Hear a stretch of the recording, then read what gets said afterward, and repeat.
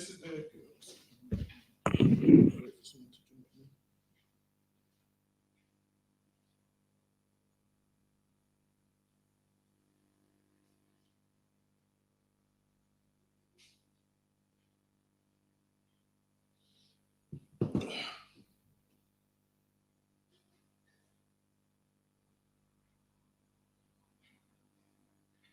All right, this is the Wednesday law class.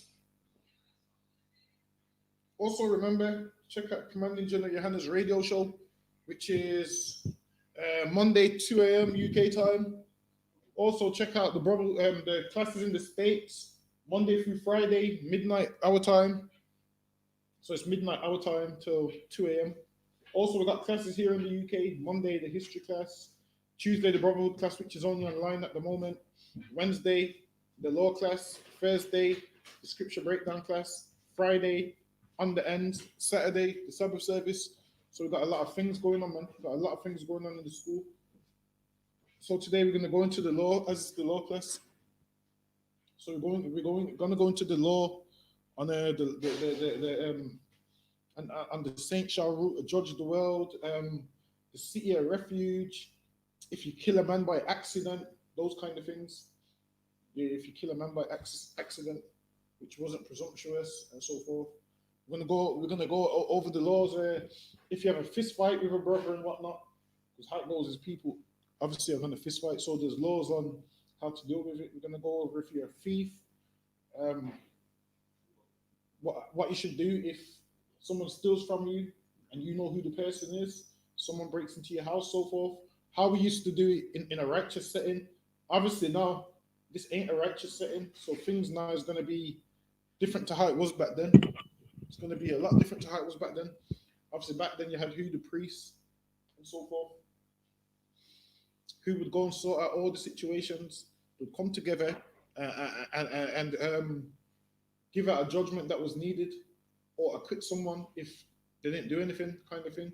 But now, in this land, the thief prospers, the murderer prospers, the rapist prospers. They go out there and brag, and no one holds them guilty, man. No one holds them accountable. People rob you and wear you chain. Like people rob you and wear you chain, man. No one holds them accountable. Whereas in our kingdom, it ain't gonna be like that, man. If we know that's a brother's chain and we see you wearing it, we're gonna be like, that belongs to such and such, man. They're gonna have to give that brother that chain and pay double, man. That's what they'll have to do in our kingdom. Like in this kingdom, you can rob a man and walk around in his jewelry. You can rob a man and drive around in his car, and all people do is talk about, oh, yo, such and such rob such and such. Yeah, man. And people rate him and give him ratings. Why? Because he robbed someone when really you ain't supposed to give a man ratings for robbing someone. You're meant to go take the keys out of the engine and say, yo, this car belongs to such and such. That way, yeah, we can rid our neighborhood of thieves. We can rid our neighborhood of criminals and drug dealers. We can rid our neighborhood of all them things. But as long as we keep promoting it, the robberies ain't gonna stop, man, until you're the one crying because someone's robbed your child, man. Someone's robbed your child's ring and chain and whatnot. So we could rid our neighborhood of thieves if we just teach everyone stop stealing, man. That's your brother. And if you want something, you work hard for it, man. Imagine a brother that worked hard for something, you then go and rob him, man. But first we're gonna read Leviticus 15 about a running issue and whatnot. It says, and the Lord spake unto Moses and to Aaron, saying, speak unto the children of Israel and say unto them, when any man have a running issue out of his flesh, meaning like bodily discharge or whatever, meaning you got pus seeping from everywhere, man, and so forth. You got other bodily fluids just running out of you. You got some kind of illness.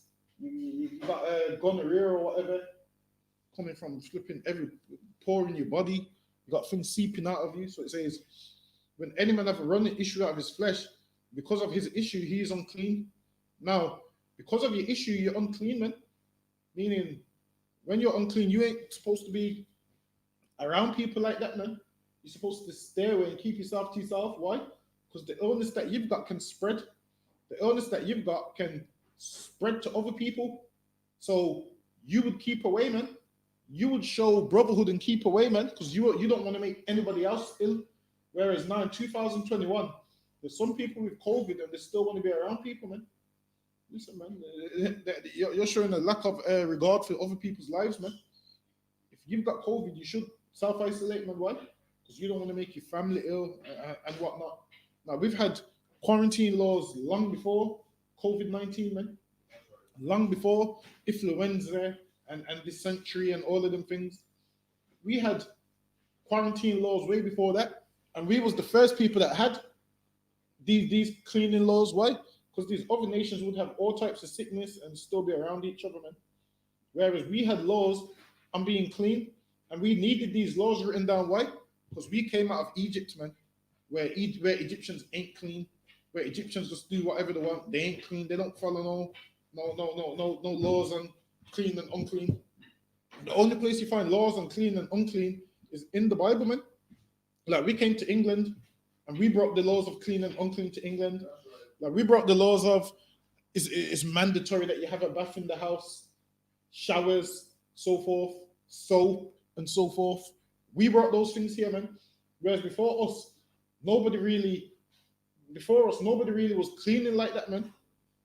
They probably was having just a little quick sink wash and whatnot. Whereas with us, we was having a proper showers, man, soaking in the bath for two hours and whatnot.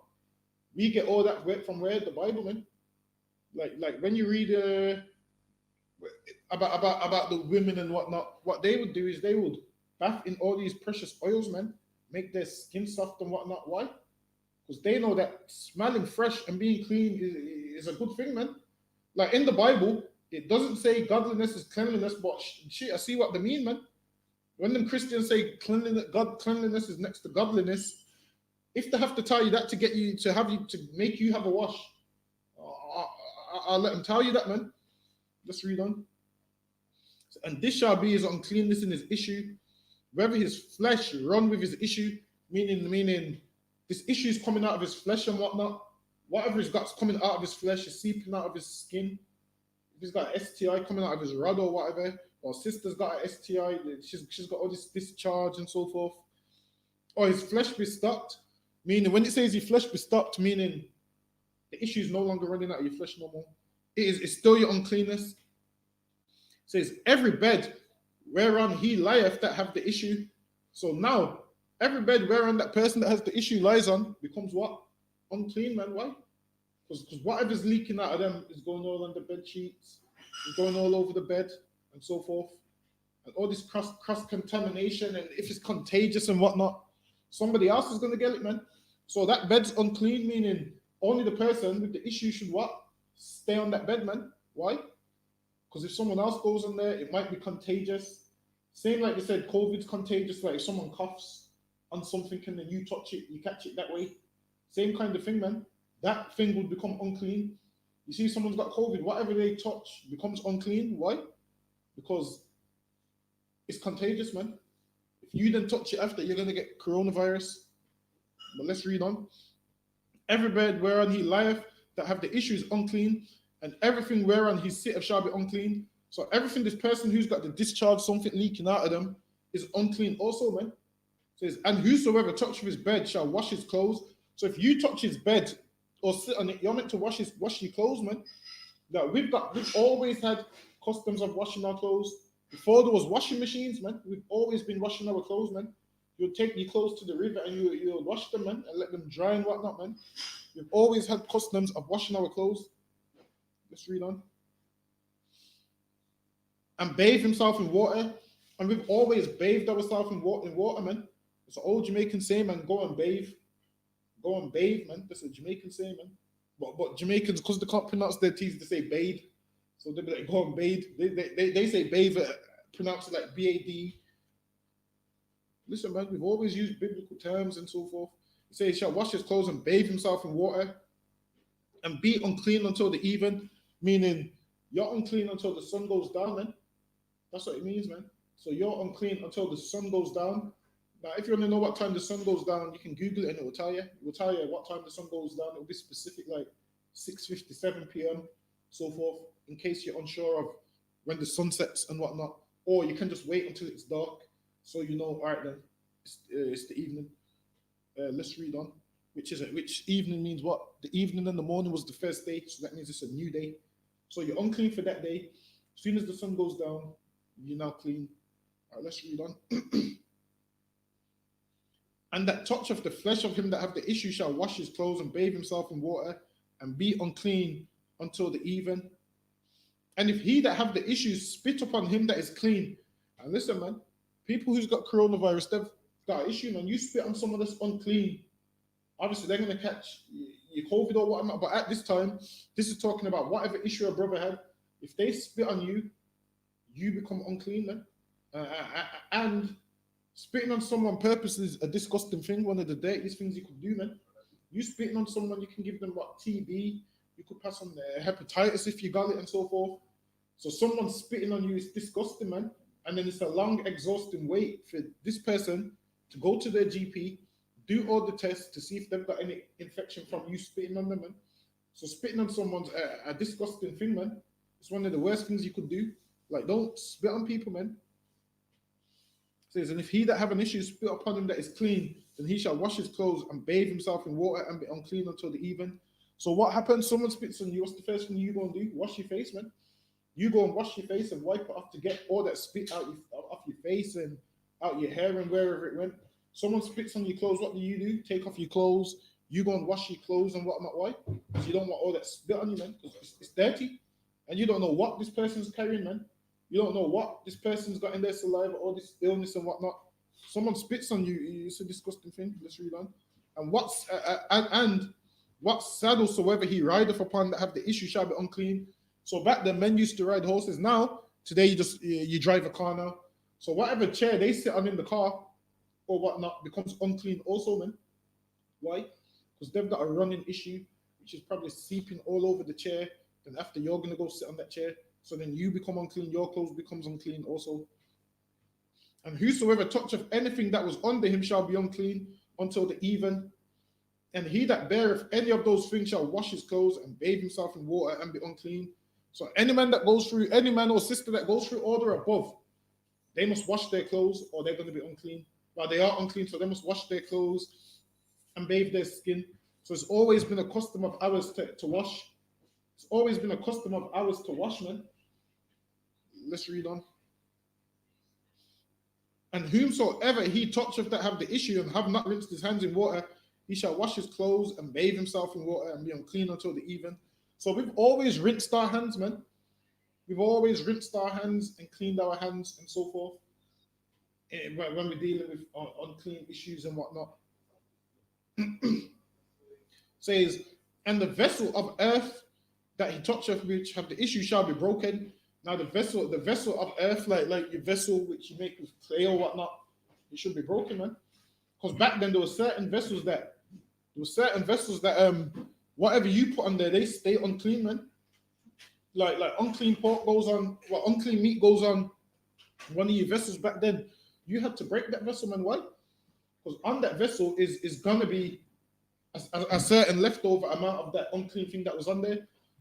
Like this is why certain chopping boards, you're not meant to have a wooden chopping board for meat, man. Like you're not meant to have a wooden chopping board for meat. Why? Because on that chopping board, blood goes on that chopping board and seeps inside the chopping board. So you can wash that chopping board, but that chopping board is never going to be clean, man. Because there's going to be remnants and droplets of blood that remain in that chopping board. This is why for meat, you're meant to use a plastic chopping board. It makes sense though. Yes. Meant to use a plastic chopping board for meat.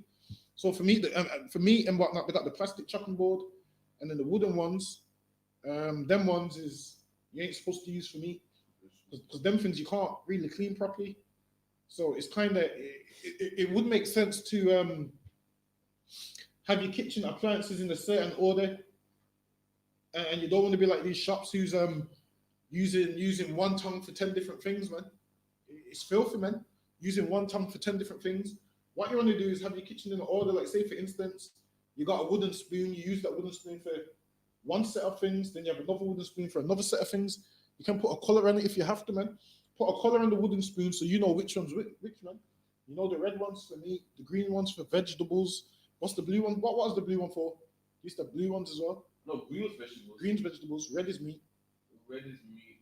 Brown is chicken. And blue Black was pork as well. Is it? Oh yeah, had a blue one. I can't remember what the blue one was for. But yeah, man, you can. White for fish, we need tongues. Yeah. The white for fish, green for vegetable, brown for chicken, black for pork. Oh, was it?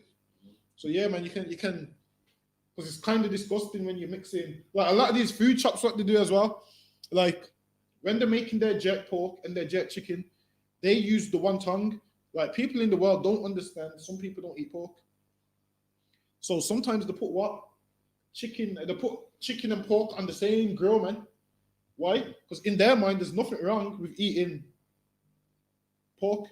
In their mind, kind of like if you eat chicken and lamb, you might grill them on the same grill because you think, well, they're both meat. There's not much of a difference. So certain shops, you need to make sure that they ain't putting the pork on the same grill as the chicken, and they ain't putting the tongues on the with the same pork and whatnot, or they ain't taking out the mac and cheese next to the prawn mac and cheese, because all of that is cross contamination. Let's read on. And when he that have an issue is cleansed of his issue, then he shall number to himself 7 days for his cleansing. So now, as soon as you're cleansed of your issue, as soon as your issue is over, you count 7 days from that day. Meaning what? In that 7 days, if the issue comes back, then you're not cleansed of the issue, man. You have to wait until you cleansed again, and then another 7 days, man. That's how you're supposed to do it, man. Let's read on. Let's go down. You are? I'm trying to scroll down to go down to verse 16. Leviticus chapter 15 and verse 16. So we're gonna go. Shalom, Yahweh Shem Shabbat Tam. So we're gonna go more into the law. Leviticus 15 and 16. And if any man seed of copulation go out from him, then he shall wash all his flesh in water and be unclean until even. If any man's copulation, seed of copulation, and everyone knows what seed is, man. Meaning, if a man, if sperm comes out of a man's rod, that's what seed of copulation is. So seed of copulation is sperm. So it goes, if any man's seed of copulation go out from him, go ahead. Come. He shall be unclean until even. Then he shall what? Be unclean until even. So then you shall be unclean until even, man. So if you have sex, you're unclean until the evening, man. Until the sun goes down. You're unclean until the evening. So that's how it works. So forth. So obviously, if you have sex and whatnot, you ain't supposed to come to the school until the evening. Listen, man. If you're meant to come to the school, if you wake up and you've had a wet dream, you're unclean, man. Read that again. If you've had a wet dream, you're unclean, man. Obviously, you just phone the brother and say. Obviously, you don't say exactly why. You just say. You just say, I got to stand down today. So lucky, I got to stand down today. That's it, man. Just say, so lucky, I got to stand down today. Because obviously, it's going to be a little embarrassing if you're on the phone to a brother, like, I can't come to the school today because I had a wet dream. So you want to say, so lucky, I got to stand down today. And say, yeah, accident or something. Or just sit phone and say, so lucky, I'm unclean. But you ain't got to go into the specifics of why you're unclean. We don't need to know the specifics. We just need to know, okay, then you're unclean. But I read that part again. And if any man's seed of copulation go out from him, then he shall wash his flesh with water and be unclean until even. And listen, being unclean, don't like people think being unclean is synonymous with sin when it's not, man. Being unclean, all unclean means is you can't come to the house of the Lord or in the congregation for certain things. Other than that, you can go to work and go about your everyday business. People make out like being unclean is linked with sin when it's not, man. Like they say, oh, sex is bad because it makes you unclean. No, it's not, man. Sex is good, man. The Lord gave you it, man. The Bible says the laws of the Lord are perfect, man. And the Lord That's right. Man. And you see the copulation go out from him. Go ahead. And every garment and every skin whereon the seed of copulation shall be washed with water. So now then every garment or skin, whatever it goes on, shall be washed with water. Yeah, your sheets and so forth. If you know, the little goes in your boxes and whatnot, you got to wash it with water, so lucky, and so forth. You see the copulation goes out from you, and so forth. Go ahead. If you're practicing the pull-out method, whatever it goes on is unclean. So That's right. You didn't know. If you practice it. Listen, and don't let these Christians lie to you and tell you it's against God for a man to pull out. They get that from Genesis and they don't understand it. The reason that man died is because he was meant to raise up seed for his brother. And this man just went in there, enjoyed the sex and pulled out, man. He went in there, enjoyed the sex and pulled out. So that's why the Lord slew him. Because he was in there for the fun, but didn't want to raise up seed for his brother. So that's why he died, man. He didn't die because he pulled out. Listen, man, my dad believed that he couldn't pull out, and now he's got loads of kids. And it's a blessing in disguise, though. So yeah, go ahead. Shall be washed with water. Shall be what? Washed with water. And it shall be washed with water. Go ahead. And be unclean until even. Go ahead. The woman also, who man shall lie with. The woman also becomes unclean, man. The woman that you lied with also becomes unclean. So the both of you become unclean, man. Why? Because you put seed the copulation in her or on her or whatever. So you both become unclean, man. Go ahead.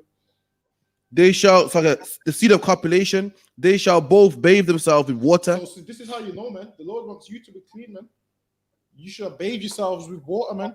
Imagine you have sex and you don't have a wash and you just come out and you're touching everyone and you're saluting everyone and we don't know where your hands have been and your hands are all sticky and you're doing all of that. Listen, man, the Lord said bathe yourself with water, man. Why? Because the Lord wants us to be a clean nation. That's right. Whereas what Edomites do is they just have sex and don't wash, man. Right. Don't wash. Just keep having sex and sex and sex. Walking around with and listen, man, especially growing up, you'd see women, you'd see like back, I'm talking when we was in school, man, you would see girls that would leave the school to go link older men, and they would come back with the see the copulation on their clothes, man. Right. On their blazer. They'll come back to school with it on their blazer, man. So forth. One second, let's go down to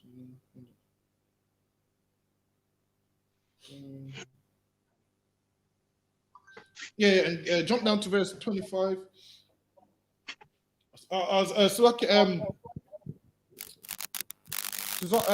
can you get me Leviticus chapter 15 and verse 25? Can't. So we're going to go further down.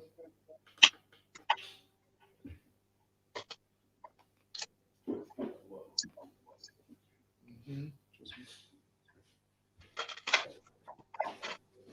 need to read it now, Adam.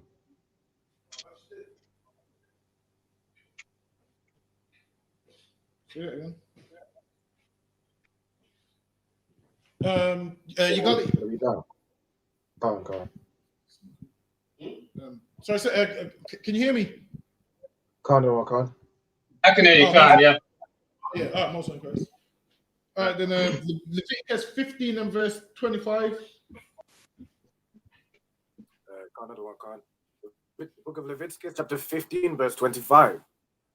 And if a woman have an issue of her blood, many days out of the time of her separation. Now, a woman's separation time is 7 days. So, a woman's separation time is 7 days, meaning a woman is on her time of the month for 7 days. So now this says if a woman have an issue of her blood many days out of the time of her separation, meaning what? Her period lasts longer than 7 days. It goes beyond 7 days. Go ahead. Right. Or if it run beyond the time of her separation. All the days of the issue of her uncleanness shall be as the days of her separation. She shall be unclean. She's still unclean. So usually a woman would be unclean for 7 days. If her separation, right, if she's on a period longer than 7 days, she's still unclean going forward. Even after them 7 days, she's still unclean. Why? Because she's still on her period when it's meant to last 7 days or less. Go ahead. Every bed whereon she lieth all the days of her issue shall be unto her as the bed of her separation. So the bed that she's on is like the bed of her separation where she should be. Back then now we had it all right where when it was a woman's time of the month, you had somewhere else to send her and whatnot. Or, she would just go to a spare room or whatnot. But now, obviously, it's 2021, you barely got room for yourself and whatnot. But go ahead. Khan. And whatsoever she sitteth upon shall be unclean, as the uncleanness of her separation. Go ahead. No. And whosoever toucheth those things shall be unclean, and shall wash his clothes and bathe himself in Anything water. that goes on, so forth, you're gonna be unclean. Go ahead. And shall wash his clothes and bathe himself in water, and be There unclean you go, until the man. evening. More bathing, man. More bathing. Like while it is nowadays in 2021, you say to a woman, it's your time of the month, so I'm not going to be around you. They just think, all this man wants is sex. He just doesn't want to be around me because we can't have sex this week. That's what that's what they think in their mind. When really, you're just keeping the law. When she's in a separation and so forth. Right. I mean, she's in a separation. The last thing you want is her jumping all on your lap and sitting all on you and whatnot, man. But she's in a separation, Right. man. So you're keeping your distance, man, because you don't want to become unclean. Go ahead. Right. Khan. But if she be cleansed of her issue, then she shall number to herself 7 days. So now, And if her monthly goes longer than 7 days, as soon as it stops, that's when she numbers 7 days. So she needs to do another 7. She's still unclean for another 7 days, just to make sure the issue of blood stopped. Now, if she's still in that uncleanness and then 3 days in, she starts to bleed again, then she has to wait for it to stop again, then start the 7 days again. So if it goes beyond the time of separation, 7 days, then this is what they had to do. But you can drop that. Give me Numbers chapter 35 and verse 9.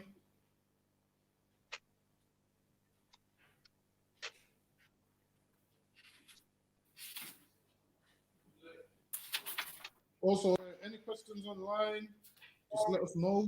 Questions in the class, just let us know.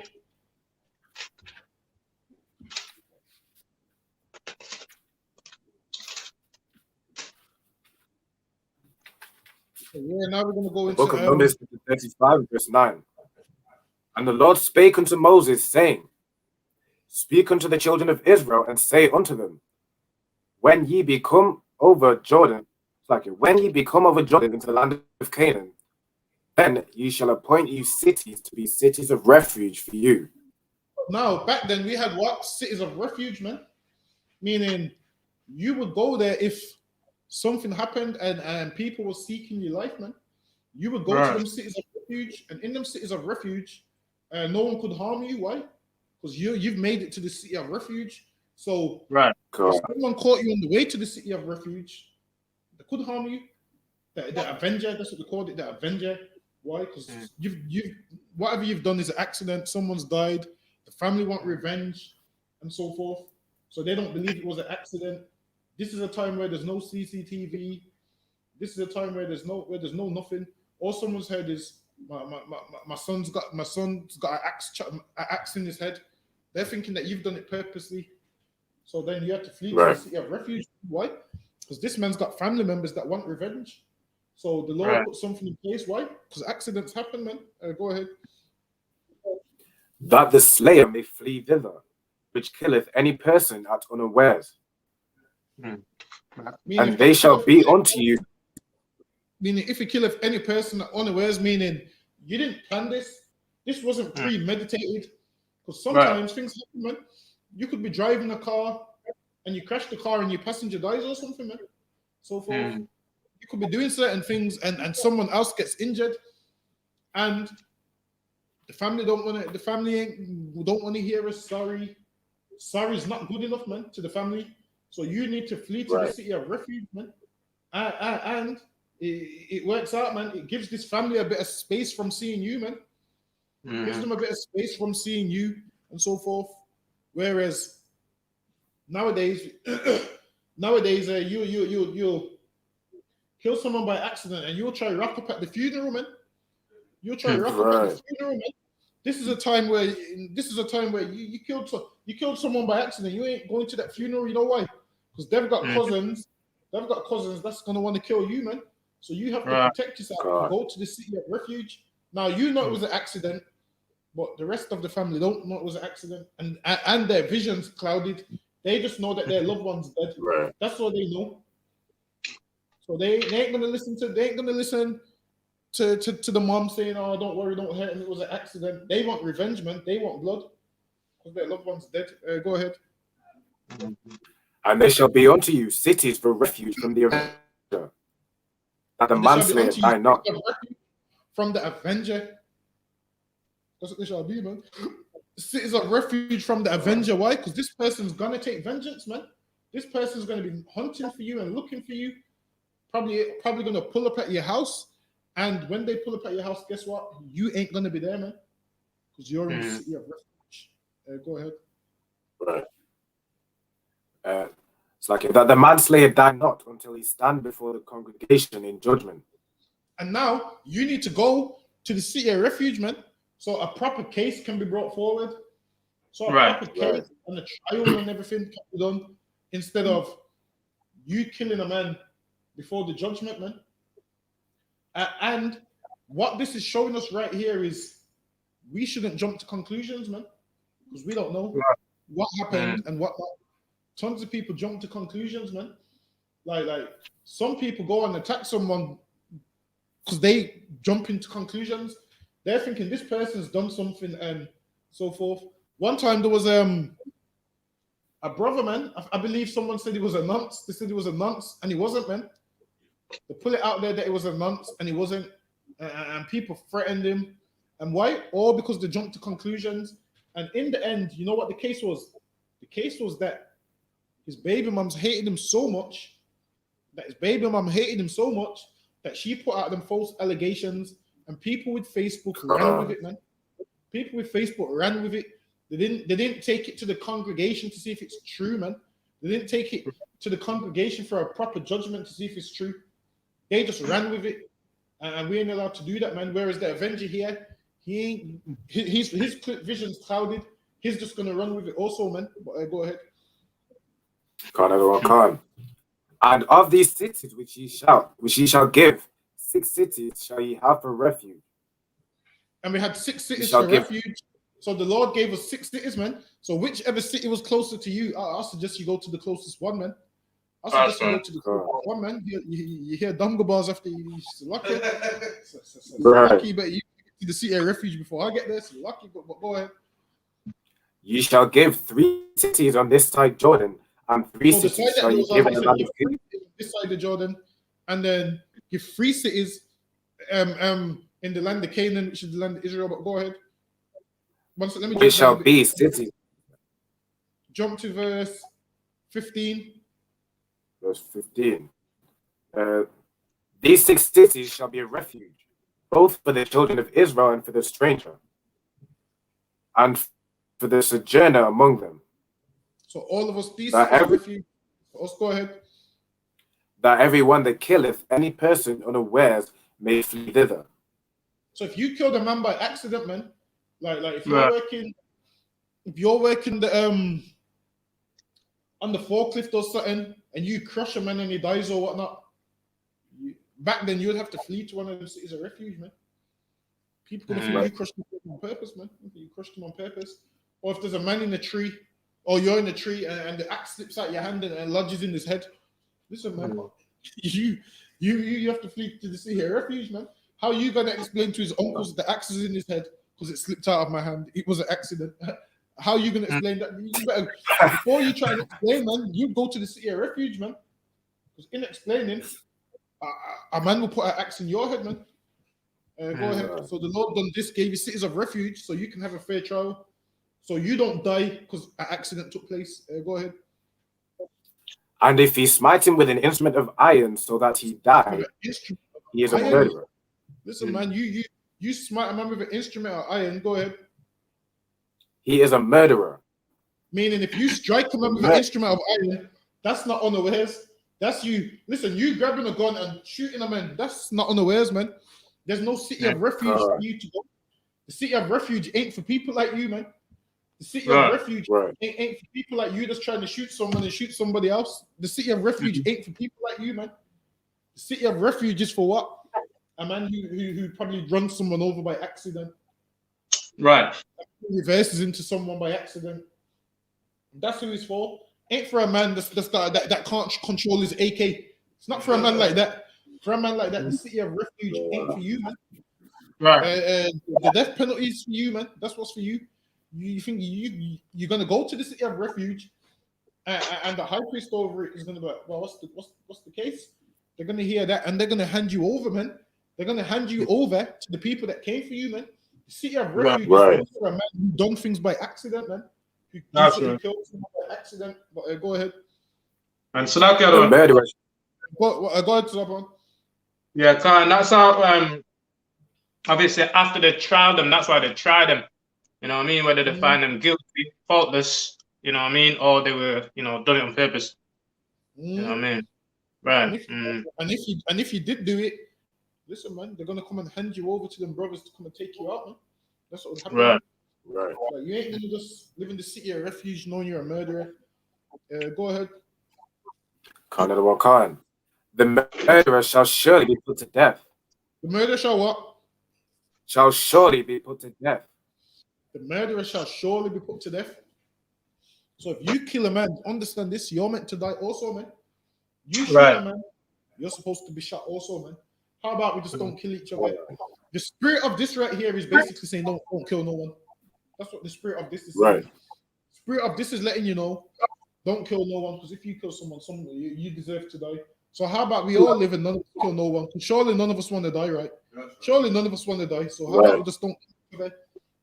That's what the spirit of the law is basically saying. Don't strike a man that he dies. Don't kill a man, so forth.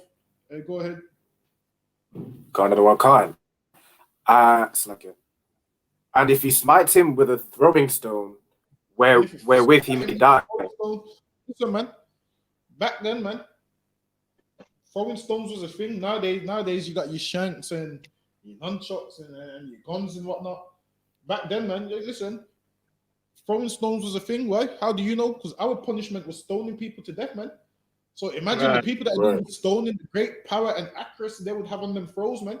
You've seen how them cricket players throw them cricket balls. Imagine a man throwing stones like that, man. Exactly, Brian Lara back then, man, but just not in a coliseum, man. Just imagine the way they throw that with all the width. They have not to put the spin on the ball. Just imagine, man. They would put your legs in the ditch, put something over your head, and throw stones. Them stones would knock your teeth out. One would knock your eye out. One would hit you in the temple. And then people see you care low. And the thing is, you don't see where them stones is coming from. All you know is them stones is hitting you, man. Listen, man, that's a horrible way to go, man. Imagine the first one 9 times out of 10 ain't gonna kill you. Probably gonna break your nose, crush your nose bone. One's gonna knock your teeth out. Listen, you can't even block and cover your face. How about and the reason the Lord put that punishment in there is so you just keep the laws and don't ever have to face that punishment, man. Like get stoned, the Lord just wants us to keep the laws, man. That was just in there, so we'll be like, all right, then I don't want this to happen. I'm not gonna break the laws. We broke the laws and we had to learn the hard way, man. Teeth knocked out, eye socket knocked out, stones thrown in your temple and so forth. But go ahead. And if he smites him with a throwing stone, wherewith he may die, and he die, he is a murderer. The murderer shall surely be put to death. There you go. Go ahead. Or if he smites him with an hand weapon of wood, wherewith he may die, and he die, he is a murderer. The murderer shall surely be put to death. So this is letting you know different scenarios, meaning don't harm no one, man. Don't smite no one with weapons. I mean, you chasing someone with a knife. Listen, when someone stabs someone and says, "Oh, I stabbed him in his leg. I didn't expect him to die." Like, what did you expect to happen, man? You're running around with a knife, man. You're running around with an 8-inch knife, and what did you expect to happen, man? Now that this man's dead, guess what? At the time, the high priest went by the law, man. There wasn't no reduced sentence for complying with the courts. There wasn't no reduced sentence for complying with the courts. Listen, man. There wasn't no 30 years, but you're only going to do a minimum of 15. Listen, man. Them high priests Well, you listen, the compassion that you think you would be getting, you wouldn't be getting, man. You kill a man, all right, bring him here, stone him, whoosh, whoosh, whoosh. That's it, you're dead. That's the end of you, man. There weren't Right. no, you go to jail and you get to visit your mummy. There weren't none of that. There weren't none of that. You get early release. Oh, you're just on a tag. There weren't none of that. There weren't none of that back then. All of this, you get to visit your mummy, and you get to wear your nice clothes in prison, and you get to sneak a phone into jail. Listen, there weren't none of this back then. Right. Back then, stones in your head, top man. Stones in your head, your eyes, everywhere, man. For you breaking God's law. Go ahead. Khan. The revenger of blood himself shall slay the murderer.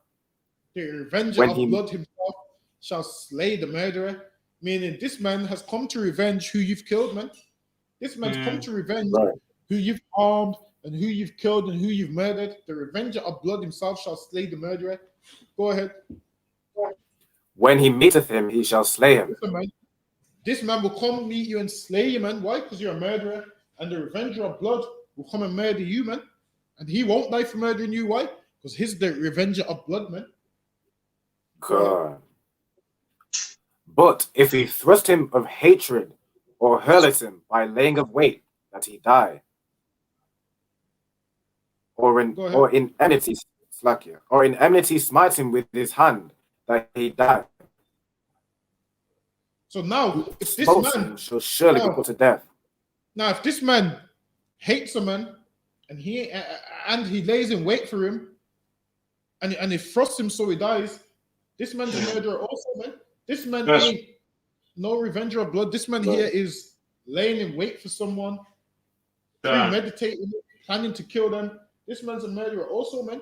When you ambush someone like these people that set people up and say, oh, well, I didn't know that they was going to kill him. You set someone up so they could be harmed, man. You should be punished for that also, man. How about you just don't set nobody up? Talking about, oh, I didn't know they was going to kill him. I thought they was just going to rob him. Listen, man, you're to blame, man. The reason he's dead is because you've set him up, man. Now, those people would have never known the person's location if you didn't set them up, man. But go ahead. For he is a murderer. The revenger of blood shall slay. The revenger of blood shall slay the murderer when he meeteth him.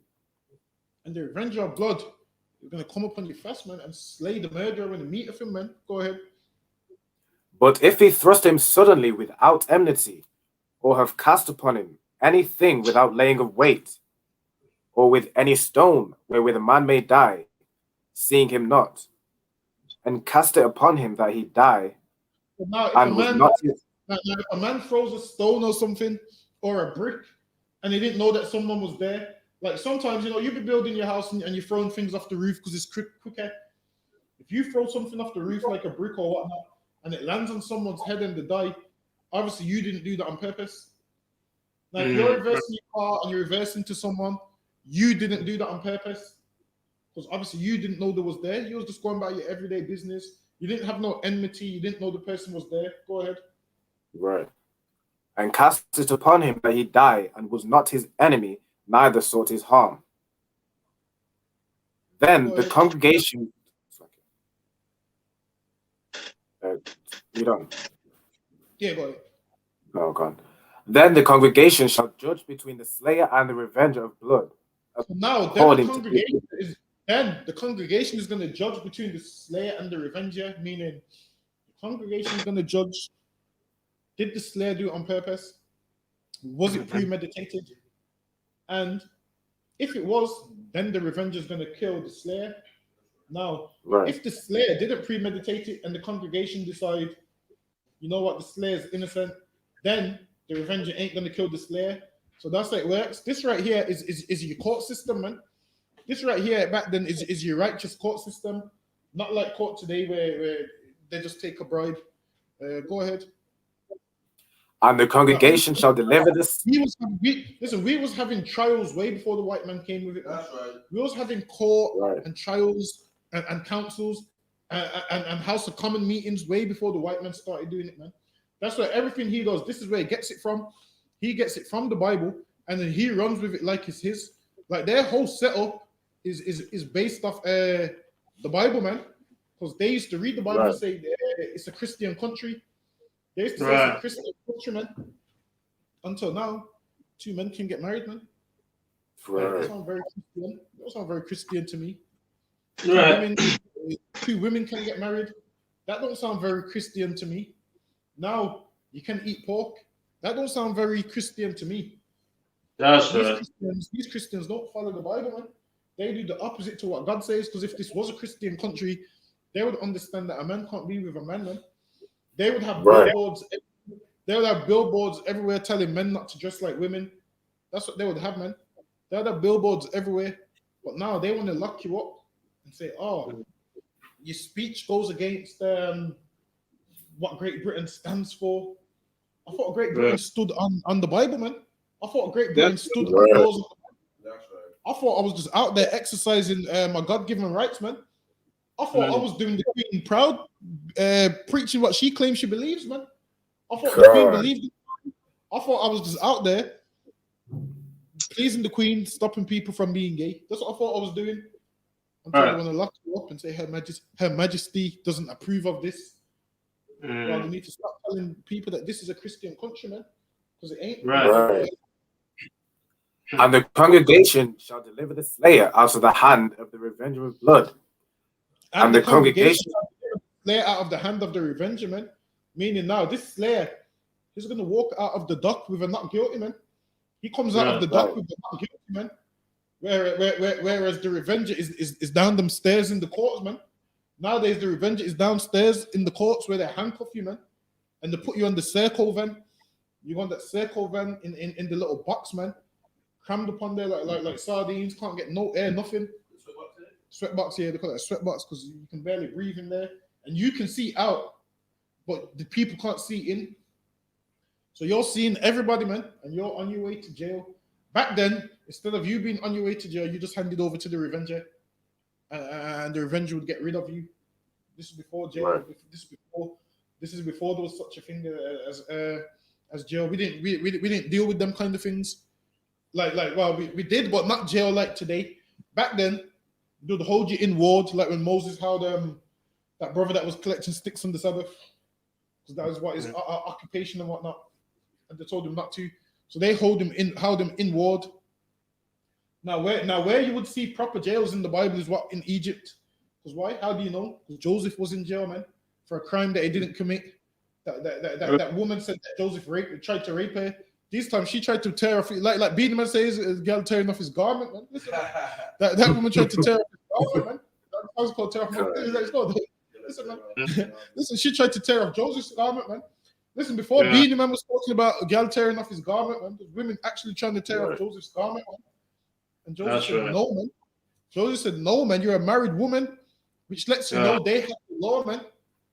He knew she was a married woman, and he fled from her. And then she teared off a piece of his garment, and after she fell down on the bed and told when her man come, said Joseph tried to force me.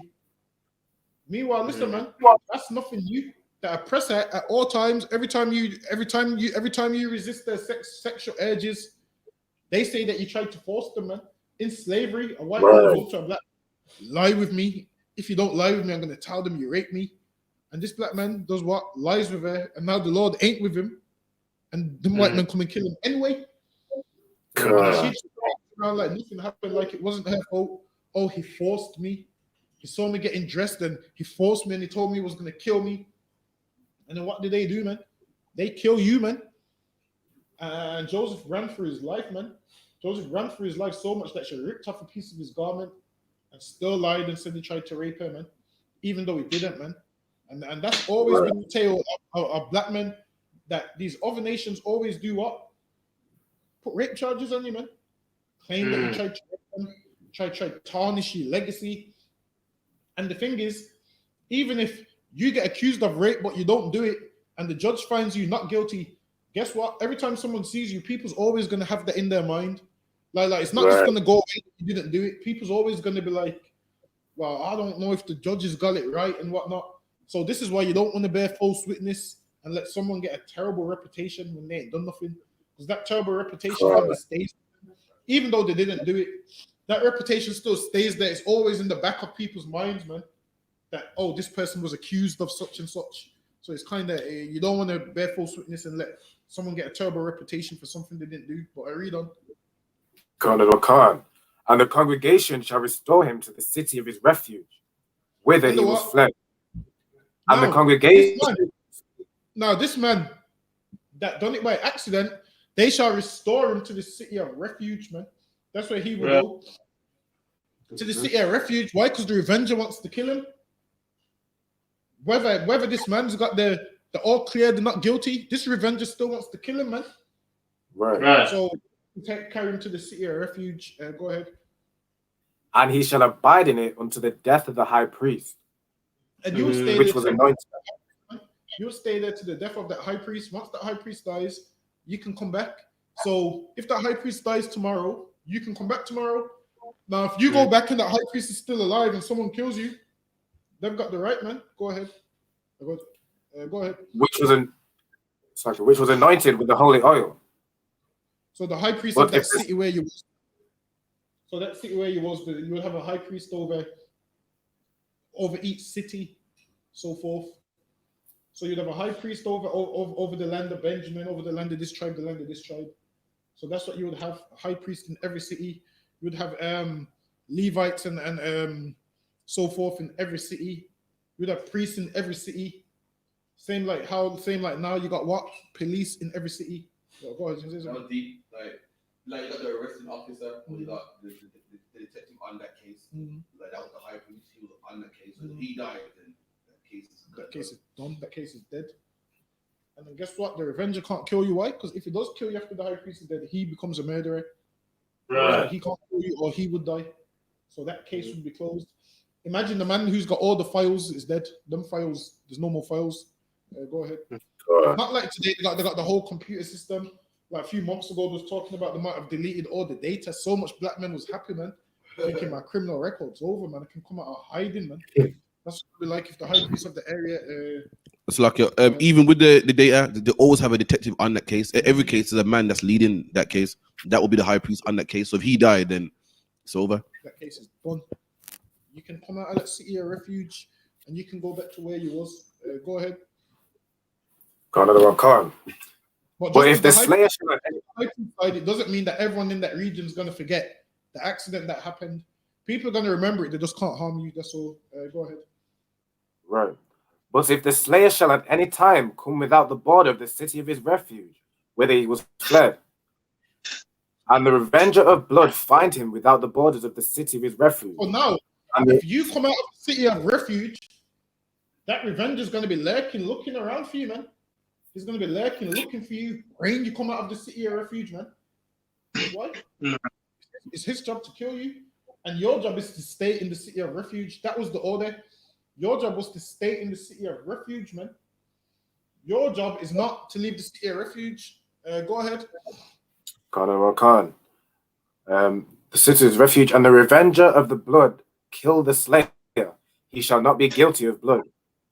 So now, because if you come out of the city of refuge and the revenger catches you and kills you, he shouldn't be guilty of your blood because you was told not to leave the city of refuge, man.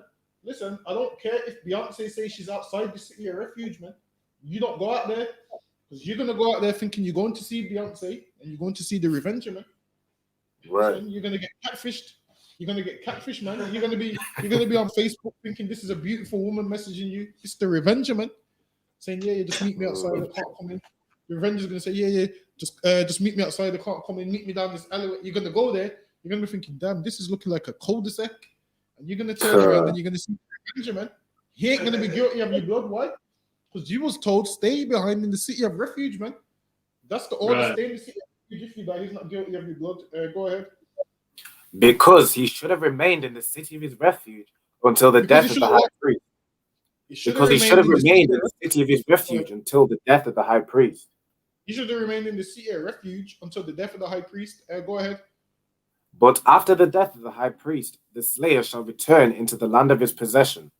So now, afterwards, after the death of the high priest, you can return, man. Why? Because that revenger can't kill you no more, man. The whole case is over. Right. Revenger can't kill you no more. So if the high priest doesn't die before you, if you die before the high priest, it looks like you're living in the city of refuge for the rest of your life, man. That's what it looks like. The high priest dies 1 year in. Guess what? You're allowed out of the city of refuge. Go ahead. Khan. So these things shall be for a statute of judgment unto you throughout your generations in all your This was dwellings. meant to be a statute of us throughout our generations, so forth. Go ahead. Whoso killeth any person, the murderer shall be put to death by his mouth of witness. Whosoever kill any person, the murderer shall put to death. Go ahead. But one witness shall not testify against any person to cause him to die. So now, one witness couldn't testify against a person to cause him to die, man. Why? Because who knows? This one witness could be just vindictive, who doesn't like you, who hates you, who just wants to lie on you. So one witness wasn't good enough, man. The Lord done it fair. Like, listen, man. There's so much people are in jail based off one eyewitness's description of them. Whereas the Lord done it in a way where there has to be 2 or 3 witnesses, man, testifying the same thing. They both had to see the same thing, say the same thing, man. Whereas now one witness, listen, now your woman can phone the police and say, "Oh, he hit me," and you go into jail, man. There's no witnesses to it, man. Ain't no witnesses. They just take her word for it, so forth. Which lets you know the justice system now ain't the right way, man. Like the way the Lord done it, 2 or 3 witnesses. Go ahead. Moreover, ye shall take no satisfaction for the life of a murderer, You shall which is what? guilty of death. Ye shall take no satisfaction, man, for the life of a murderer. Meaning, don't feel sorry for a murderer, man. Don't feel sorry for a murderer talking about, oh, we're meant to give you 30 years, but we're gonna give you 15. This was nowadays, obviously can do that. I'm on about in our kingdom. Take no satisfaction for a murderer, man. Because why? If you take satisfaction for a murderer, guess what will happen? Tons of more murderers will pop up, man. Because they're gonna be like, you know what? This person got away with murder, so I'm gonna get away with it also. Now, if someone murders someone and people see how they're treated, how it's looked at as disgusting, and they get stoned, guess what? Nobody else is gonna murder. Because they're going to be like, damn, I seen that stone knock out his teeth, man. I seen that stone bust his head open. They're going to be like, I don't want to get stoned, so I'm not going to be a murderer. But if you say to the murderer, don't worry, I understand, they pissed you off and you stabbed him because you didn't lie, I understand. If you say that, guess what? Many more murderers is going to be like, well, he got away with it, let me get away with it. Then before you know it, you become satisfaction for the life of a murderer. Like you try and justify why they should live and why they should get away with all their crime and criminal activities. Go ahead.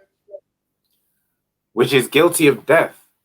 But he shall be surely put to which is guilty of death. And the Lord's judgment is perfect, man. Says which is guilty of death. But the spirit of this law is don't be a murderer, man. That's the spirit of the law. But the Lord's telling you if you murder, you're going to be murdered. So it's letting you know the punishments if you commit that crime. Now, Christ showed you how not to commit the crime, man. Go to he and thee alone, man. Christ showed you how to not commit the crime. Love your enemies. You shall heap coals on his head, man. Christ showed you that way. That's how you deal with it. That way stops you from murdering a brother by you loving your enemies of your people, man. Meaning you love them and you don't harm them. That's how you're supposed to do it, man. You love your brothers. Man. That way you don't Shalom Yom Shabbat. Shalom, y'all.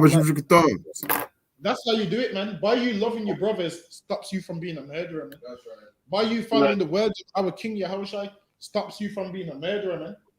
But if you don't follow them, you'll just kill everybody because you know you're tough, you're tough, and you're hardcore, and you think being a murderer makes you hardcore and whatnot.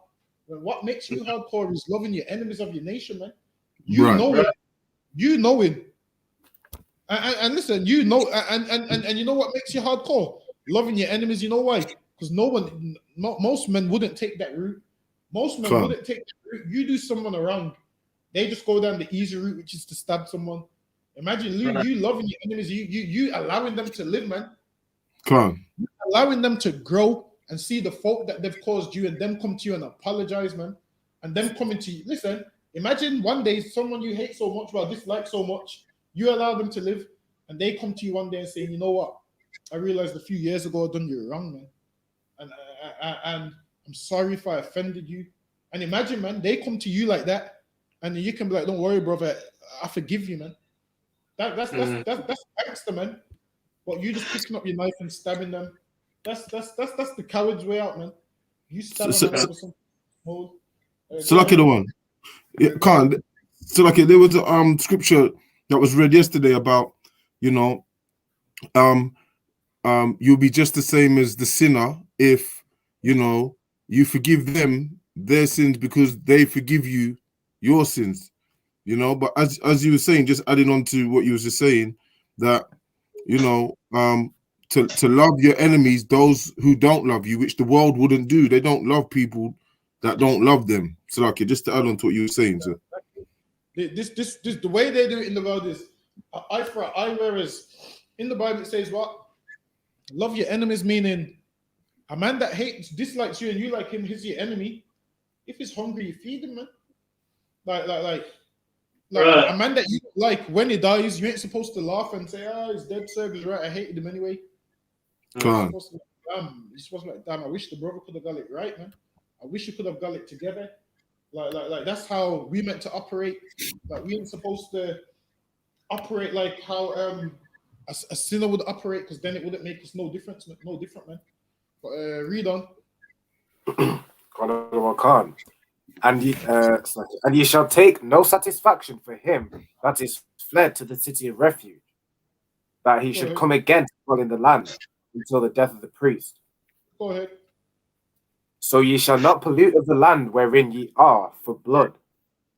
Because now, it defileth the land. If you pollute the land, this is how you pollute the land, by allowing whores to be whores, man. Why? Right. Whore, and then guess what will happen? That one whore the other one whore that becomes two whores. Two Right. whores see them, four whores. Four whores see them, that becomes 8 whores. Then before you know it, Cardi B's got #1 hits now. Right. Before you know it, Megan Thee Stallion's talking about body yaddy. Why? Because you one whore become 2 whores, and then 2 whores became 4 whores, and then the pollution keeps going down until the whore is your daughter, man. So luck, yeah. That's right. The whore is your sister until the whore's your daughter and your granddaughter, because the pollution's gone down and we didn't nip it in the bud. Right. So we meant to stop that stuff from the get-go, man. Why? Because the land will be polluted. Like what you allow to go on will continue, man. Like That's if you don't right. stop it there and then, it's like a bath. If you don't turn the tap off, the water's gonna keep going till it overflows, man. That's right. Flows. And now there's holes everywhere. Why? Because the land's polluted. We Right. let one sister strip, now everybody's a stripper. Right. One sister get away with being a whore, now everybody's a whore. We let one man get away with being a drug dealer, now everybody's a drug dealer. One drug dealer sees that he's making all this money, and another drug dealer says, well, I want to be like him. He ain't gone to jail yet. So now the community is full of drug dealers. Why? Because it's polluted. What the Lord's judgments was what? To stop the pollution of the land, man. To stop the land being polluted with drug dealers, criminals, pimps, whores. Read on. And the land cannot be cleansed of the blood that is shed therein, but by the blood of him that shed it. And that's how you cleanse the land, man. That's how the land would be cleansed, by you getting rid of the person that's polluting it, man. That's like, right. If you let one murderer live in the land, someone else is going to think they can get away with murder. So you had to cleanse the land, so people would see the punishment of what that man gets and be like, I can't do that because I don't want that punishment. I can't, because that punishment is rough. That punishment is more than I can bear. But give me Deuteronomy chapter 19 and verse 1. Deuteronomy. Salakia, sir, can you hear me? I can't see you though. Oh yeah, can you hear me? I can hear you, yeah, can't. But you can't see me. Can't see you now. Salakia, this is what it's going to be like. This is what it would have been like in our land when the Revenger comes for you, man. When the Revenger comes for you, you won't see him. That's right. Listen, you come out of that city of refuge, you won't see the Revenger. It'll be like this, but Salakia, we're just going I can't see nothing. Shalom, brother. Shalom, Lord and Christ. Shalom, Lord and Christ, everyone. Yeah, I think it's gone off. Yeah, I don't know what's happened. I can still see him on the phone here, but I can't. Coming back on now. Come on, I got you, sir. Can't, sir. Okay. All right, then give me someone get me Deuteronomy chapter 19 and verse 1. Verse 1. Deuteronomy 19, verse 1. When the Lord thy God have cut off the nations whose land the Lord thy God giveth Actually, thee. jump to verse 5, because this is talking about the same cities of refuge, but go to verse 5. Quran Khan. As when a man goeth into the wood with his neighbor to hew wood, and his hand fetcheth a stroke with the axe to cut down the tree. Well, now a man will have an axe and is chopping down trees, man, because with the axe you have to swing it. Usually Right. you swing it. Sometimes you swing it overhead, depending. So you swing the axe. Go ahead. Quran Khan.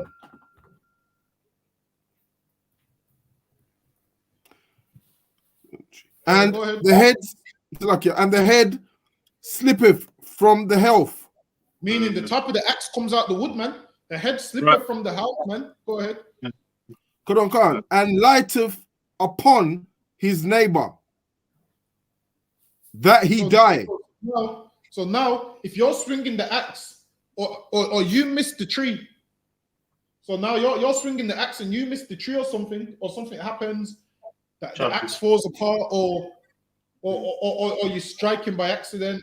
You meant to hit the axe and you hit his head by accident, and so forth. Go ahead. Quran Khan.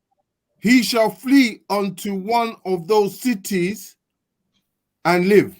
So now for those things you live, because you didn't do it premeditated. You didn't go out of your way and say, you know what, I'm gonna kill a black man. You get me? You didn't go out of your way and say, you know what, I'm gonna harm him. So you should live. Go ahead. Quran Khan. Verse 6.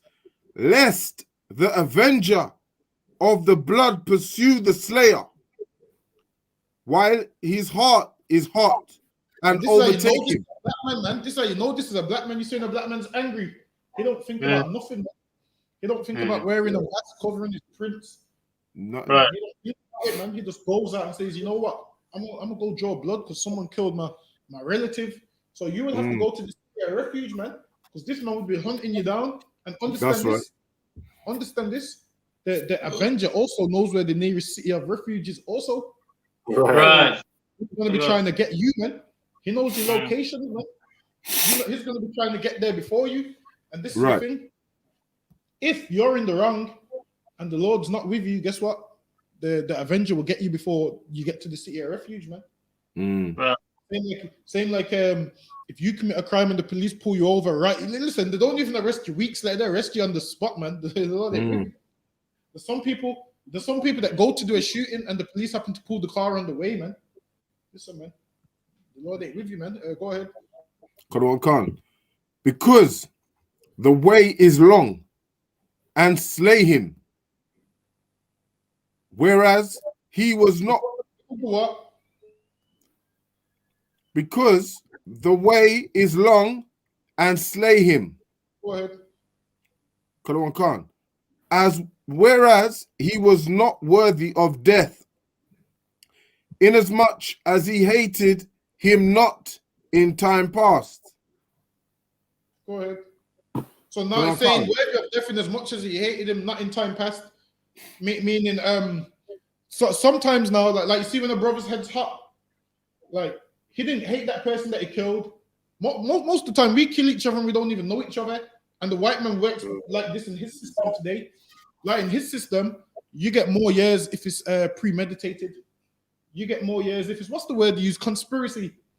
If it's conspiracy to kill, you get way more years. But if I'm going to the shop and I see you and me and you get into something and you die, I'll get less years. Why? Because my solicitor will argue that it wasn't premeditated. They didn't know each other. They didn't go out of his way to plan it. But if you planned it, you're pretty much screwed. But read on. Quran Khan. Wherefore I command thee, saying, thou shalt separate 3 cities for thee. And that's why the Lord separated 3 cities. Why? Because this man that's trying to flee, if the city is far away, chances are the Avenger's going to catch him, man. So that 3 cities like on each side, so you could get there kind of speedily before the Avenger gets to you. Go ahead. Quran Khan. And if the Lord thy God enlarge thy coast, as he have sworn unto thy fathers, and give thee all the land which he promised to give unto thy fathers. Hold on, jump to verse 10. Quran Khan, verse 10. That innocent blood be not shed in thy land. And innocent Which blood the- shouldn't be shed in our land, man. Meaning what? You ain't supposed to kill a man who's innocent. You ain't supposed to kill a man who ain't committed no crime, who ain't done no harm. Now, if you're defending yourself, that's different, man. Now, if someone attacks you and you're defending yourself, that's different. Well, you can't go out of your way and kill someone, man. Go ahead. Quran Khan, which the Lord thy God giveth thee for an inheritance, and so blood be upon thee. Shall I read that again, other one? Nah, go ahead. Okay. But if any man hate his neighbor and lie in wait for him and rise up against him and smite him mortally that he die and fleeth into one of these cities. So now, if a man hates his neighbor, man, and lie in wait for him and rise up against him and smite him mortally that he dies. So now this man's trying to flee to one of them 6 cities that the Lord had us set up, the city of refuge. And when people kill someone today, they do the same thing, man. Like you know, when someone kills someone, what's the first thing they do? Change their clothes and try and go to Dover. That's what they do, man. Change their clothes to try and get the ferry to France, or to try to go to a different country. Why? Because they're trying to flee to a city of where they feel like they're going to be safe, man.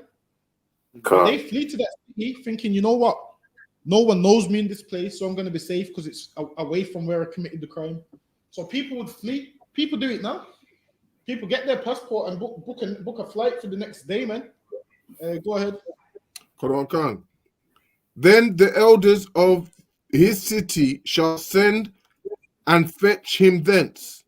And because this man's killed this man unlawfully and tried to flee to a city of refuge, they know that he hated this man and killed him on purpose.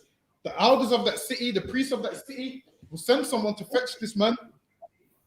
They'll be like, go get him, man. And you're going right to the avenger, man. Go ahead. Quran Khan. And deliver him into the hand of the avenger of blood, that he may die. They're going to deliver him into the hand of the avenger of blood, that he may die. So this man's going to die, man. So why are you going to kill someone knowing you're going to die, man? Spirit of the Lord is just don't kill no one. Serve the Lord. This is the Spirit of the Lord. Go ahead. Quran Khan. Thine eye shall not pity him. Thine what? Thine eye shall not pity him. That's what it said in the last verse, man. Don't have no satisfaction, man. It says, thine eye shall not pity him. I don't care about the sub-story he gives you. Your eye shouldn't pity him, man. He's a murderer, man. By your eye pitying him. By your eye pitying him. It means you're going to pity all the other murderers and the land's going to be polluted. And then what are you going to have? You're going to have Handsworth, Moss Side, Newtown. That's what you're going to have, man. A city which is plagued by gun violence, man. A city which is plagued by murder and robberies and theft. Why? Because you pitied the killer. Even as a parent, you can't pity the killer. You can't be like, oh, well, here's my son, here's my baby. If you kill him, who's going to care for me? Listen, man. He should have thought about that before he laid in wait for someone, man. Don't pity the murderer. Right. Realize we don't have pity on murderers, they'll stop becoming murderers. Once hoes realize we don't have pity on hoes, they'll stop becoming hoes. They'll start doing those. Once they realize we got no pity on them, but because we do have pity on them, they become everything abominable, everything that they shouldn't be. Why? Because we have pity on them. The Lord gave us these laws. Why? So our land won't be polluted, man. Right. So forth. Go ahead. Come on. But thou shalt put away the guilt of innocent blood from Israel, that it may go well with thee. Meaning this man took innocent blood, meaning he killed the innocent man. So that man has to go, man. So people can see that in our land, you ain't just gonna come in and harm our people, man. You ain't gonna come in and harm innocent people. You ain't gonna come in and rob innocent people. You ain't gonna come in here and do that, man. Because this is our land, man. You ain't gonna come in and do that. Read on. Khan. Thou shalt not remove thy neighbor.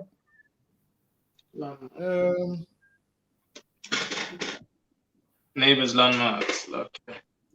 Jump down to verse 15. 15. Khan. One witness shall not rise up against a man for any iniquity. Exactly, man. One witness shouldn't rise up for a man against any iniquity, man.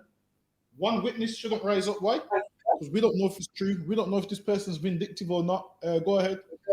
Quran Khan. Or for any sin. Or for In that- anything. If one man can't say, you need to make sure there's a witness. Go ahead. Quran Khan. In any sin that he sinneth at the mouth of 2 witnesses or at the mouth of 3 witnesses shall the matter be established. So then you would have to have 2 or 3 witnesses, then the matter shall be established, man. You can't be saying that you see me do something and you didn't see it, man. Or Right. false witness. You can't be saying someone done something and there's no proof of it. You need proof, man.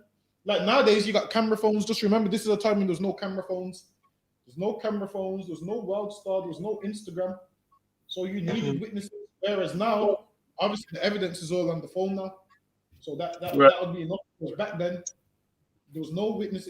I mean, if you say you saw something, who's to say you're telling the truth? Now there's all these phones, this technology. So now it's a lot easier. But back then, listen, man, there was no GPS signals to track someone's movements and say it was them.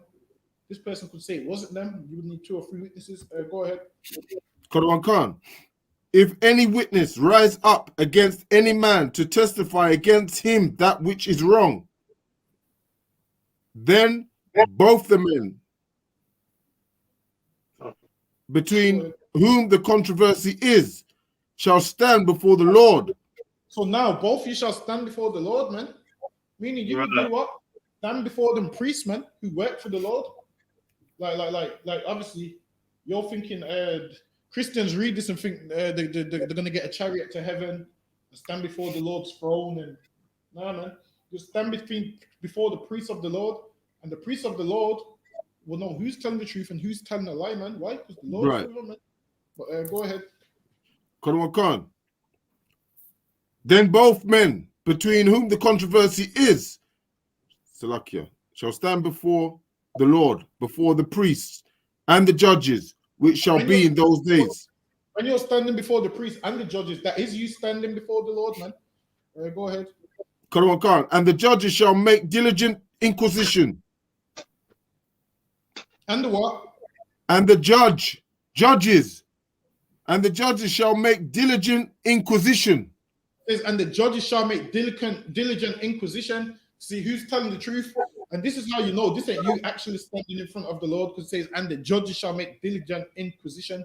Now, if it was you actually standing in front of the Lord knows that you did it, man. That's so right.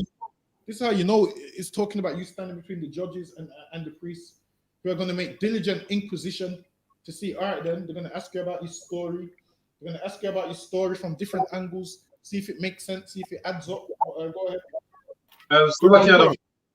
Go ahead. Yeah, and just to say, yeah, we had judges, and people say you can't judge me, only God can judge, and all those things. We had judges, man. We had judges in our nation. You know what I mean? And you got the book of Judges also, man. These are the judges we're reading about right here. We had judges that dished out punishments. Right. We had judges that dished out punishments, man. People saying we shouldn't judge, man. So send someone to break in your house. You're gonna see me carry out the judgments. Listen, right. We do judge in the I.S.U.P.K, man. You cross the line. You cross the line. You're gonna see some judgments, man. Right. And judge. Go ahead. Right, and also judging is also giving rebuking thy neighbor, man. You know what I'm saying, and not suffer them. So it's like telling. So like with Christians, they always think judging means killing someone. Like judgment could be like when you go to court, the judgment could be you get a fine. Right. The judgment could be you get community service. The judgment could be whatever it could be, you expelled from the land. It could be what? Right. Yeah, the judgment could be reimbursement, man. Right. Judgment could be you try and break into my house that you'll find out when you do it. But go ahead. Right. Salakia. Salakia. But I meant more on. I understand what you're saying, but I meant more on the scriptures. Like when you're at camp and we're speaking the word of the Lord, and people come up and say, "Oh, you can't judge me," and you know that for that part I'm talking. You know what I mean? Oh yeah, well basically at Yeah. camp we ain't judging them, because when there's a judgment, there's always some kind of penalty or punishment handed out. What we're doing, we're telling them don't be a sinner. Like if like when we tell a man don't be a homosexual, if we was judging him, we'd be throwing the stones at him. So we just That's right. telling him don't be a sinner. What we doing is we're crying aloud and sparing not. So that's that's the angle what you want to. But I'm saying, go ahead. That's also judging, but it's more like how can I put it? No, like where it says, "Judge not, lest ye be judged," or except you get the mote out your own eye first before you can judge someone. But it's not like judging them. We can't put them to death. That's not where the judgment is. But you're like reading them the rights of the Lord and saying we can't do that. You know what I mean? Like that kind of judgment is what I'm referring to. That's not judging. You're just telling them they can't do that. When it says judge not lest you be judged, that's like you trying to punish someone for committing a crime and you're committing the same thing, or you're committing similar offenses. So that's more on the topic of judging. Like you telling someone don't smoke weed. That's just you telling them.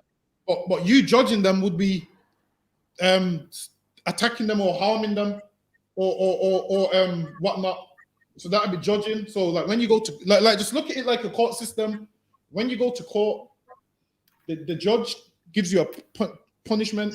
So the judgment would be 6 months. Like, listen, I wish judging in court was just them saying, don't commit this crime, because that means everyone would walk free. So what we're doing, because we ain't harming no one, we ain't judging no one. So we just basically just crying aloud and sparing, not like we ain't sparing their feelings. So when the Bible's saying judge not and whatnot, it's because back then you had the Pharisees. Like, remember, they was ready to stone that sister, the one that was caught in adultery. So whereas Christ told her sin no more, so Christ didn't judge her. Christ told her sin no more. But what the judgment would have been is what the Pharisees was going to do when they was going to stone her. So that would have been the judgment. So what we do, we doing the same approach that Christ did, sin no more. So that's our stance on everything. But go ahead. But yeah, the point, like, it's kind of hard to let's see if I can get it, if I can understand. That's not right. It says, "He without sin cast the first stone." Right. So obviously they was judging her, right? Meaning they was going to judge her. So like, see, the judging that they was going to do was going to stone her. But Christ is saying, because if you read up, they said it prescribed it. It said in the law of Moses that someone who commits adultery should be put to death. So that was the judgment for adultery. So they wanted to put her to death. So Christ is saying, okay, then you without sin cast the first stone.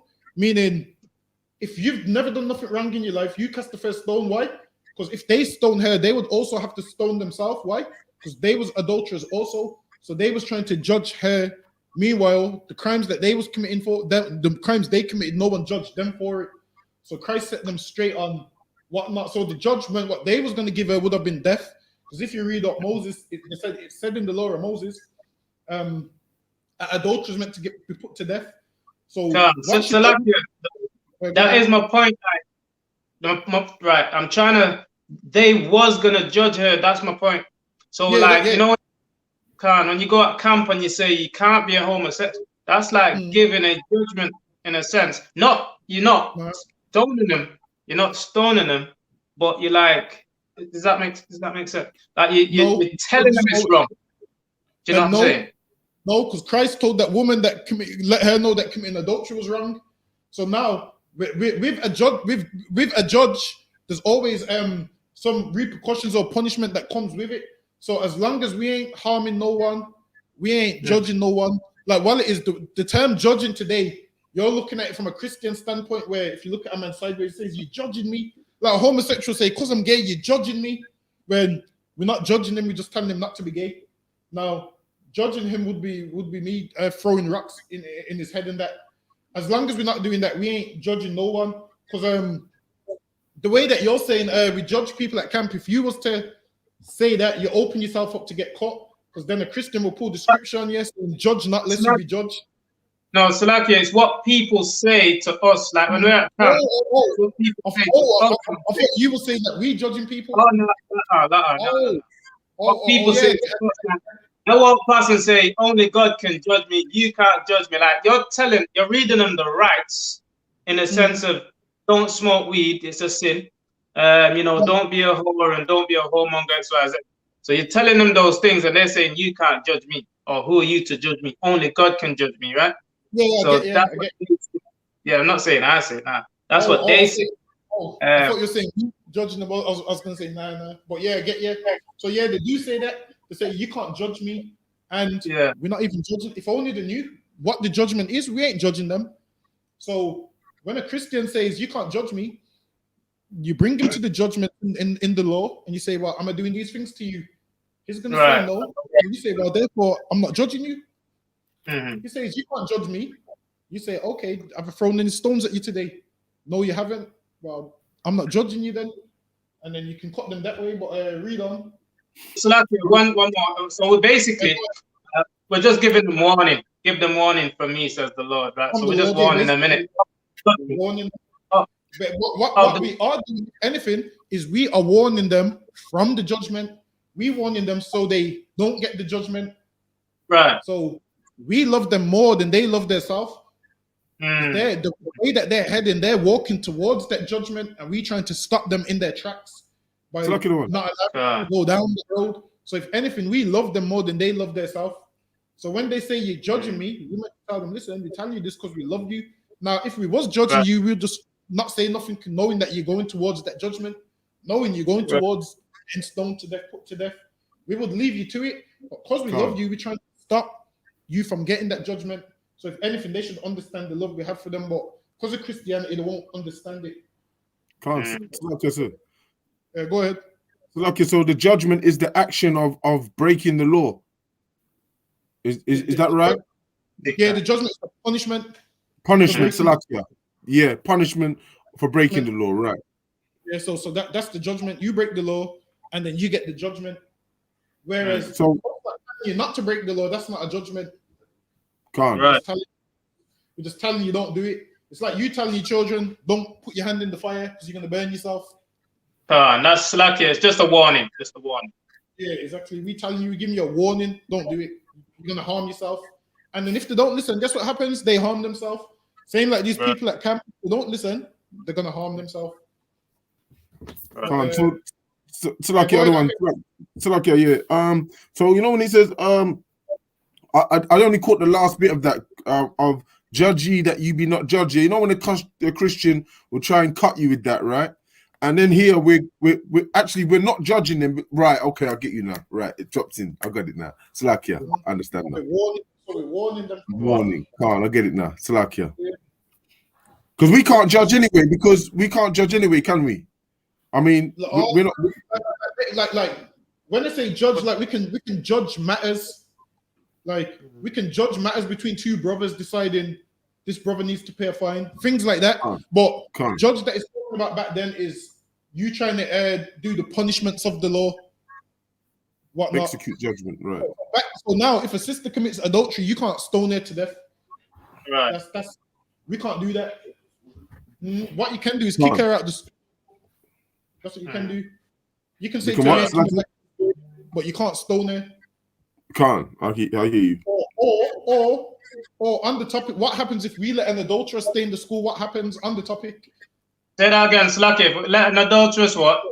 If we let an adulterer or a homosexual stay in the school, what happens on the topic? All right, spreads. Like we read a few scriptures up, the school will become what? Polluted. Right. There you go. Rabbi knows the school will become polluted. Right. We let one horse stay in the school. Guess what's going to happen? Then you're going to have two. Then you're going to have four. Then it's the Christian church. So to stop the school from becoming like that, people have to get kicked out. And this is how you see how we apply the law to the life that we live today. That Right. way, that's why ISUPK's Right. reputation is excellent. Can't. Because why? Because Yeah. why? The whores go to the IUIC. That's right. That's why- right. The homosexuals go Right. to the GOCC and the IUIC. Right. Because why? Right. Their building is you can do whatever you want in there. Whereas in Can't. here, Yeah. you can't do those things because in here ain't going to be polluted. But So like go ahead. Go So ahead. so like you can't mention them two groups there and forget the rapists, them GMS. You know what I mean? Right. Cover Yeah. them all in the same brush. All of them are Christians, man. Mm, All of them are who are not in the truth. right. Go ahead. And behold, if the witness is a false witness, If the witness is a false witness, meaning this witness is someone that's lying, and our people get like say for instance, if I call someone a homosexual or whatnot, people say you're bearing false witness. That's not bearing false witness. That's me just cussing you or dissing you. Mm. What bearing false witnesses is what? You taking the stand, man, and making a false allegation. That's what bearing false witness is. Meaning, when these people used to bear false witness, they used to go before a high priest and a judge and do it. They just didn't go do it in front of anyone. Like people think bearing false witness is you going in front of a nobody and saying, "Oh, that person." Mm. You had to, first of all, you had to be someone that takes the stand. Like you would have to Right. go to court, take the stand, and lie on the stand. That's what would make you a false witness. Not me just calling you out of your name. That's just more an insult. It's just me trying to insult you. That's all it is. Me calling your names. But go ahead. Con. It's like you like the IUIC. Is that right? They're the ones that they take the stand or snitching it? Them ones. Okay. Yeah, they're the ones that go to court and lock brothers up and whatnot. Lock them up because then again the brothers that they locked up didn't even look like they weren't even the same height and stature as the people who was looking for. But go ahead. Con. And have testified falsely against his brother. And that's why you shouldn't testify falsely against your brother. Why? Because you could cause a man to get put to death based off your false allegations, man. Based off your lies. Go ahead. Con. Then shall you do unto him as he had thought to have done unto his brother. So now, if you was being a false witness because you didn't like someone, and the plan was that you wanted them to get put to death, guess what? Once they find that you're lying, you're gonna be the one that gets put to death, man. That's You right. wanted him to get that punishment. You're gonna get that punishment. Why? Because you was a false witness, man. That's Don't right. be a false witness. Don't be a liar and none of them things. Go ahead. Con. So that thou put evil away from among you. Guess what? Everybody else will see that case of how this false witness got punished, and it will stop. Like now, I'm sure they started women who lied and claimed they got raped when they didn't. They started giving them jail sentences, right? Now that will lower the lies. Right. That will lower now women will think twice before they lie that a man's raped them. Because why? They know that they wanted him to go jail, but the judges spin it and put the woman in jail. Now let's not lie no more because they're gonna understand. I'm gonna go to jail for these lies that I tell. So go ahead. So like they should do that, because there's enough women out there that's done that to brothers, You know what I mean? They need to put that out there, man, because there's enough brothers, them Edomite women, they're always doing it to our people. And you know what's like here? They used to do it back then in slavery, you know what I mean? Even back there in Tulsa, Oklahoma, where the white woman said that, the brother done something, right? And he didn't even do it, you know what I mean? And they burnt down the whole of Wall Street. Was it Wall Street? Emmett Till, so. Emmett Till, yeah, over that, Salakia, just to add to that. And listen, man, hold on, give me 1 second. Can't see. And yeah, they should. Now, if they started jailing those women, guess what would happen? And the thing is this, man, once someone says that you're a rapist, man, it never leaves some people's minds. Right. Got people thinking you're a rapist, and these times this woman's just vindictive, man. She's damn ruined your whole life. Imagine you lose your job, you lose everything. Strangers is looking at you in the street thinking, yo, this person's a rapist. These times you ain't done. It's not good, man. And the brother's not done nothing. Can't. Exactly. Like it. Give me Exodus chapter 23 and verse 7.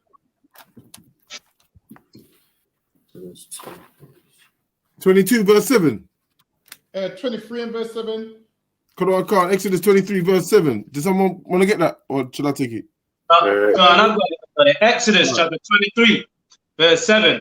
Keep thee far from the false matter and the innocent and the righteous. Keep thee far from a false matter. That's what we meant to do, man. We meant to keep thee far from a false matter, man.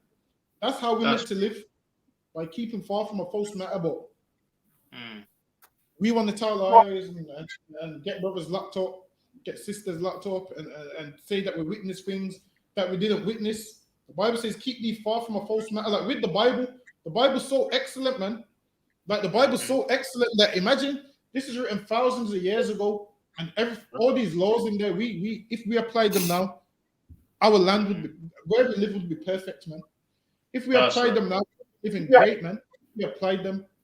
And people say, oh, the Bible's old. Listen, man. The Bible comes to life when you're ISUPK, man. The thing is, these people outside ISUPK, they don't understand the Bible, so they can't break it down the way we can. Right. But, give me Exodus chapter 21 and verse 12. Exodus 21 verse 12. He that smiteth a man. He that smiteth a man so that he die shall be surely put to death. He that smiteth a man that he die shall surely be put to death, man. Back again, if you murder a man, you're supposed to die. Go ahead. And if a man lie not in wait, but God deliver him into his hand, then I will appoint thee a place whither he shall flee. But if a man didn't go out of his way to kill a man, but the Lord delivers him into his hand, like something happens, you and the brother catch up or something somehow, then the Lord will deliver a place for you to flee. But if you lie in wait for this brother, then you've premeditated it, man, and then that's murder. So you're not supposed to die. Go ahead. But if a man come presumptuously upon his neighbor to slay him with guile, meaning he hates his neighbor, he's got hatred and anger and so forth. Go ahead. Thou shalt take him from mine altar that he may die. You take him out of that old place that he may die. You move him from the altar, and this man may die, man. You take him outside the land and you stone him, man. Go ahead. Right.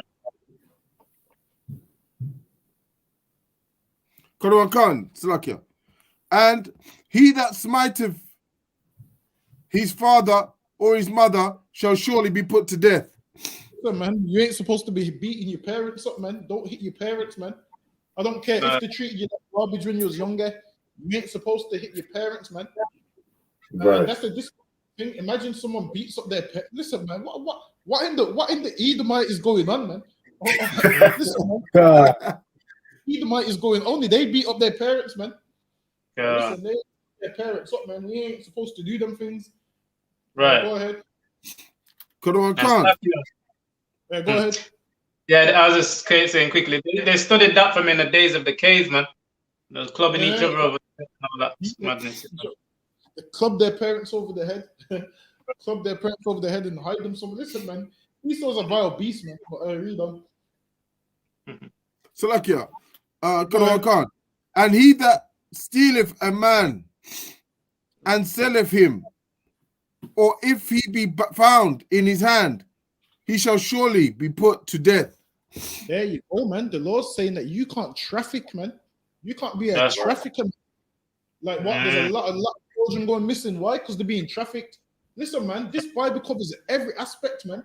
The Bible says you can't be a trafficker, because if you're a trafficker, what do? You steal someone and you sell them, or they're found in your hand. that means that eliminates you from being a trafficker. That eliminates you from kidnapping women and putting them on the streets to work. That eliminates you from being hunger. This Bible covers every aspect. The thing is, your church don't understand the Bible, man. That's right. That's the other one. If I may just quickly, also, man, like they stole us. You understand, and have us in slavery to this very day, man. When Yahushua returns on the scene, they shall surely be put to death, man.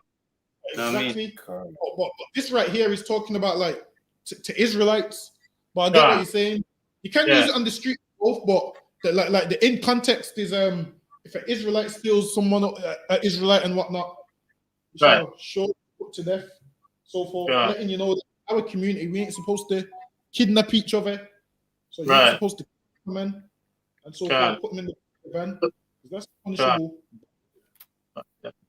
So go ahead. Right.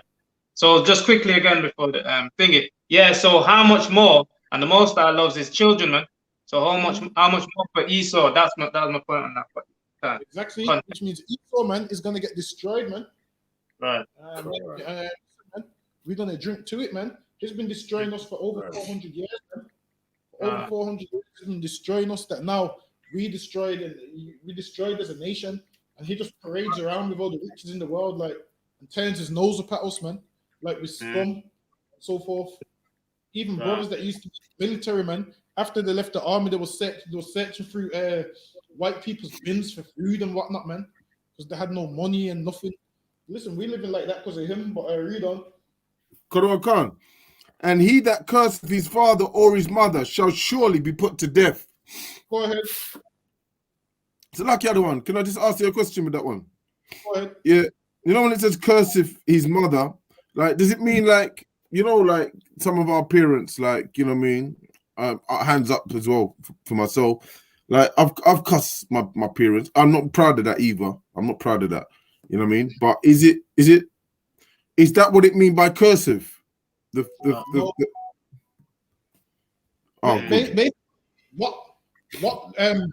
does it mean when you bless someone? Tell me what it means when you bless someone. You give them something good, or you make them something. You give them something good, yeah. Not really give them, but when you bless someone, how do you bless someone? Okay, I'm going to say something good. Saying something good, right? It's like the other one. Yes, something good. Go ahead. Something good, like what? Tell me how you bless someone. God damn. I was gonna say obeying your parents. You know what I'm saying? That's true, but how do you bless someone? You're praying that God befalls them. So, for example, you're praying if a brother or sister has been, you know, experiencing hardship, you're praying that the Lord sort of gets them through and allows them to, you know, receive blessings that they overcome them. You get to some degree now. Now, when you go back to the cases in Deuteronomy 28, what's the blessings? Keeping the Lord. Let me go there actually. And then what's the curses? The blessings is what? The blessings is what is it? And thou the Lord shall make thee the head and not the tail. Basically, the blessings is what? All the good stuff, all the rewards, right? Right. Okay. Blessings. What's the curses? All the bad stuff. Punishment. All the punishment. All the punishments. Yeah. So a curse in the Bible would be you saying, "I hope you drop dead. I hope you get cancer. I hope you get hit by." That would be the curses. That's the curses. Whereas the blessings would be, "I hope you live a long life, Mom. I love you, man, and I vow to take care of you to the day you die or I die." That's so that's the difference between a blessing and a curse. So you shouldn't curse or revile parents. Can't. And if men strive together, and one smite another with a stone or with a fist. If two men are fighting, so you're having a fist fight, so you're fighting and you're losing the fight, and you see a stone there, obviously you're going to go for the weapon, man. You smite a man with a stone or with your fist, man, you put them fists on the man, because you're having a fist fight there. Go ahead. And he die not, but keepeth his bed. Meaning you bust his head with a stone, man, and you don't die. Or you punch him unconscious and he don't die. Go ahead. If he rise again, It says, what keepeth his bed? Does anyone know what keepeth his bed mean? Can't, Like being in the hospital, laid up. It's laid up basically, whether you're at home or in the hospital, but being laid up, yeah. Exactly, that's what keepeth his bed is, man. Listen, man. Listen, if you have a fight and you're defending yourself, I don't want to hear that a man's made you keep your bed, man. So lucky I don't want to hear that, man. You better win every fight, man. I can't hear that. I can't hear that you keeping your bed. I'll be like, damn. But go ahead. Khan, and he died not, but keepeth his bed. If he rise again and walk abroad upon his staff. Meaning you done beat this brother up so bad that now one day he rises up again and walks on his staff, meaning with his stick. Why is he walking with his stick? Why? Because he's got injuries from when you two had the fight. Go ahead. Right. Then shall he that smote him be quit. Meaning he that smote him shall be quit. Why? Because this man's gonna get better, so this man don't need to face a death penalty. Why? Because you're gonna get better because you walked on your staff and whatnot. Go ahead. Khan. Only he shall pay for the loss of his time. You pay for the loss of time, meaning what? If you beat up a man so bad that he can't go to work, like they do it in the court, you have to pay for his loss of earnings. Same like then, man. You pay for his loss of earnings. So if you don't want to pay up no money, you don't beat up a brother so bad that he has to keep up his bed, man. Because you have to pay his loss of earnings.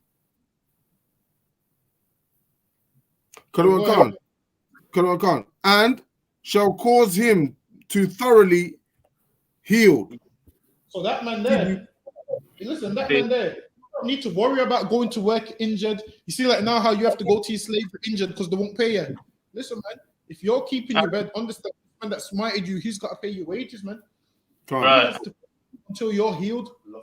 He's got to pay you your loss of earnings, man. That's what they call it. So if this man's keeping his bed for a year, you're paying his wages for a year, man. Go ahead. And so also, and it says, so that it's thoroughly healed. It's like his you know, I get from the pharmacy, the doctors you know what I mean? Yeah, what I'm saying. It's like medical bills. Doctors, get me if you strive. You don't want to hurt a man too bad, man. And that's brotherhood right there, man. The spirit of that is, man. The spirit of that is, man. Don't hit your brother's head, man. That's the spirit of that. Spirit of that is, don't. If you and your brother have a little fist fight, when he's on the floor, you don't stamp him out unconscious, man. That's the spirit of that, man. You strive together. You punch him, he drops. You leave him, man. He gets back up. You tell him no more. If he comes back again, you get me. You don't need to stamp his head on concrete, man. By you stamping his head on concrete, obviously, he's gonna be injured and have to go to hospital. Like there's something called a fight where you both just go the opposite way and walk home, man. It might not be the most exciting, but you know, you both go home, man. Both go home, man. After having a little fist fight. Exactly. If he taps out and you're still choking him, listen, you let him go, man. Say, all right. Read on. Khan. And if a man smite his servant or his maid with a rod, and he die under his hand, he shall surely be punished. So if you got people working on thee, man, and you smite them so that they die, you shall surely be punished, man. You're gonna be punished for smite. Because you ain't supposed to walk. These is your servants, man, working for you, and your maids. And the spirit of this is what?